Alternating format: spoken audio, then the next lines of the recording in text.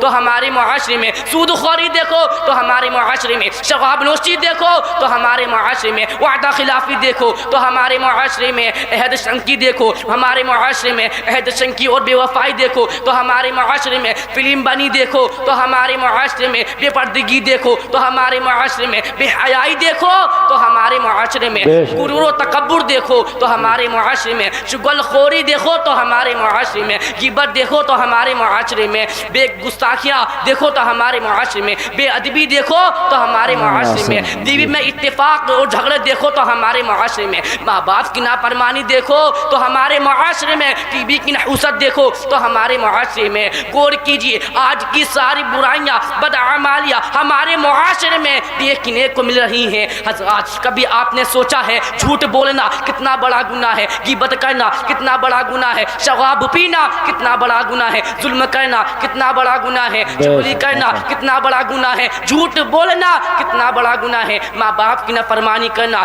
کتنا بڑا گناہ ہے، جہیز کے نام پر مال لینا کتنا بڑا گناہ ہے، ماں باپ کی نافرمانی کرنا کتنا بڑا گناہ ہے، میاں بیوی کی نافرمانی کرنا کتنا بڑا گناہ ہے۔ آئیے ان گناہوں کی نحوست و سزا حدیث پاک کی روشنی میں سماعت فرمائیے۔ حضور صلی اللہ علیہ وآلہ وسلم نے ارشاد فرمایا ان الکذب فجور و ان الفجور یہدی الی النار، جھوٹ فسق و فجور ہے یعنی دوزخ میں لے جانے والا عمل ہے۔ میرے پیارے عزیزو رسول صلی اللہ علیہ وآلہ وسلم نے دوسری حدیث میں ارشاد فرمایا قال رسول اللہ صلی اللہ علیہ وسلم اذا کذب العبد تباعد عنہ الملک میلا منت مما جاء بہ۔ حضرت عبداللہ بن عمر رضی اللہ تعالی عنہ فرماتے ہیں میں نے نبی کریم رؤوف الرحیم صلی اللہ علیہ وآلہ وسلم کو فرماتے ہوئے سنا جب بندہ جھوٹ بولتا ہے فرشتے اس کی بدبو سے 1 میل دور بھاگ جاتے ہیں۔ اللہ اکبر۔ میرے پیارے عزیزو آپ اس حدیث پاک سے اندازہ لگائیے کہ جھوٹ بولنا کتنا بڑا گناہ ہے۔ حضور صلی اللہ علیہ وآلہ وسلم کے پاس ایک شخص آیا، اس نے پوچھا ایکون المؤمن کذابا، کیا کوئی مومن جھوٹ کذاب یعنی جھوٹا ہو سکتا ہے؟ ایکون المؤمن جبانا، کیا کوئی مومن بزدل ہو سکتا ہے؟ اور نعم، فرمایا ہاں بزدل ہو سکتا ہے۔ پھر عرض کیا گیا ایکون المؤمن بخیلا، کیا کوئی مومن بخیل ہو سکتا ہے؟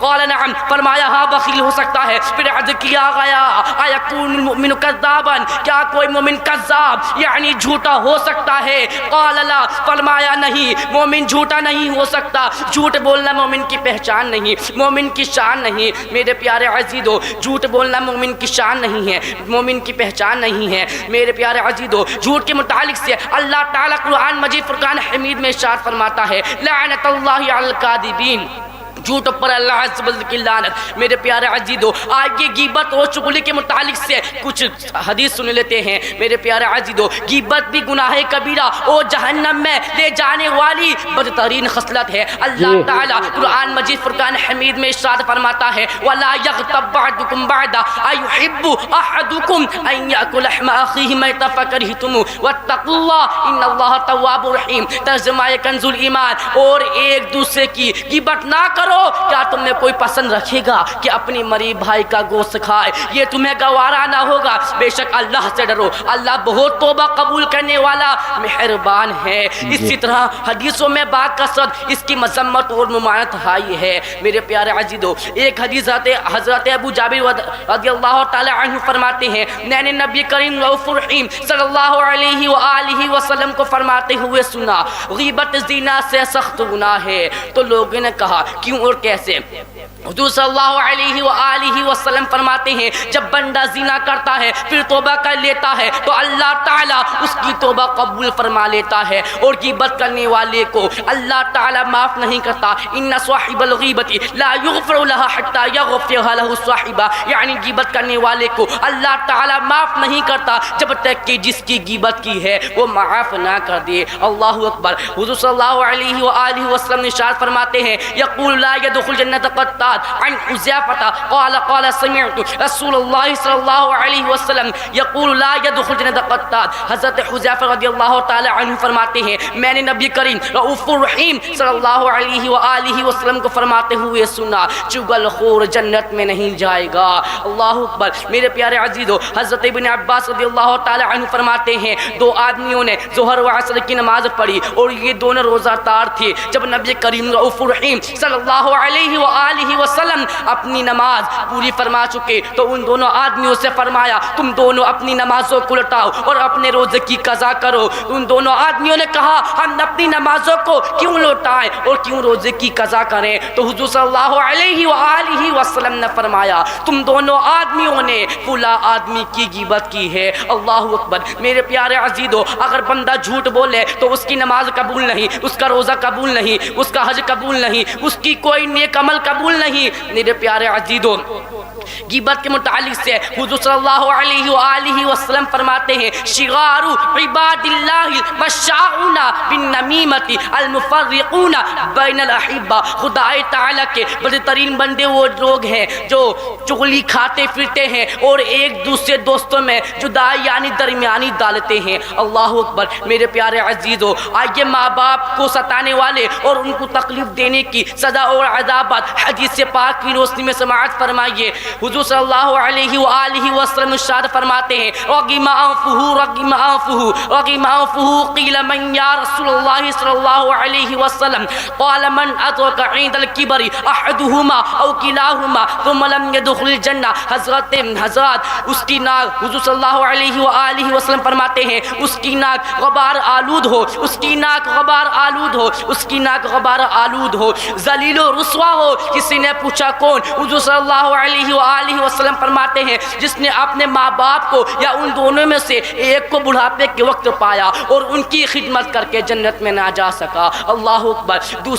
دوسری روایت میں ہے شغارو فی رضا الربی فی رضا الوالدی وسخط ربی فی سخط الوالدی. پروردگار کی خوشندی ماں باپ کی خوشندی میں ہے اور پروردگار کی ناراضگی ماں باپ کی ناراضگی میں ہے. اگر ماں باپ ناراض ہو گئے تو پروردگار ناراض ہو گیا, اگر ماں باپ راضی ہیں تو پروردگار راضی ہے. تیسری روایت میں ہے کہ ایک شخص نے پوچھا حضور صلی اللہ علیہ وآلہ وسلم کی بارگاہ میں عرض کیا ما حق للوالدین علی ولدہا, ماں باپ کا اولاد پر کیا حق ہے؟ تو حضور صلی اللہ علیہ وآلہ وسلم نے فرمایا قالہما جنتک و نارک, وہ دونوں تیری جنت اور دوزخ ہیں. اگر تو ان کو راضی رکھے گا, ان کی خدمت کرے گا تو جنت پائے گا, اگر ان کو ناراض رکھے گا تو دوزخ میں جائے گا. اللہ اکبر. میرے پیارے عزیزوں ہمارے معاشرے میں حسد بہت بری طرح سے پھیل رہا ہے. حسد کے مطابق حضور صلی اللہ علیہ وآلہ وسلم ارشاد فرماتے ہیں ایاکم والحسد فإن الحسد یأکل الحسنات کما تأکل النار الحطب. یعنی خدا اپنے آپ کو حسد سے بچاؤ, حسد نیکیوں کو اس طرح کھا جاتا ہے جس طرح آگ لکڑیوں کو. میرے پیارے عزیزو دوسری حدیث میں ارشاد فرماتے ہیں یوعد اعمال الناس, بغض و کینہ رکھنے والوں کے اوپر یہ حدیث فرماتے ہیں یوعد اعمال الناس فی کل جمعۃ مرتين یوم الاثنین و یوم الخمیس فیغفر لكل عبد مؤمن الا عبدا بینہ وبین اخیہ شہناء فیقال اتقوا هذین حتی یفیا. یعنی ہر بندے کے اعمال ہر ہفتے میں 2 مرتبہ پیش کیے جاتے ہیں, پیر اور جمعرات کو ہر بندے کی مغفرت ہو جاتی ہے سوائے اس بندے کے جو اپنے بھائی سے, اسلامی بھائی سے بغض و کینہ رکھتا ہے. اس بندے کے متعلق حکم دیا جاتا ہے کہ ان دونوں کو چھوڑے رہیں جب تک کہ یہ اپنی عداوت سے باز نہ آ جائے. اللہ اکبر. دوسری حدیث میں ارشاد فرماتے ہیں لا يحل لمؤمن ان يهجر مؤمنا فوق 3 فإن رده 3 فليلقه فليسلم عليه فإن رد عليه السلام فقد اشترك في الأجر وإن لم يرد عليه فقد باء بالإثم وخرج المسلم من الهجر. کسی مسلمان کو جائز نہیں کہ وہ اپنے کسی مسلمان بھائی کو عداوتاً چھوڑے رکھے, یعنی بات چیت نہ کرے. اگر 3 دن گزر جائے تو اس کو چاہیے کہ اپنے مسلمان بھائی سے ملے اور اسے سلام کرے. اگر وہ سلام کا جواب دے تو ثواب میں دونوں شریک ہوں گے, اگر جواب نہ دیا اس نے تو وہ گناہ گار ہوگا اور سلام کرنے والا گناہ تعلقات سے آزاد ہو جائے گا.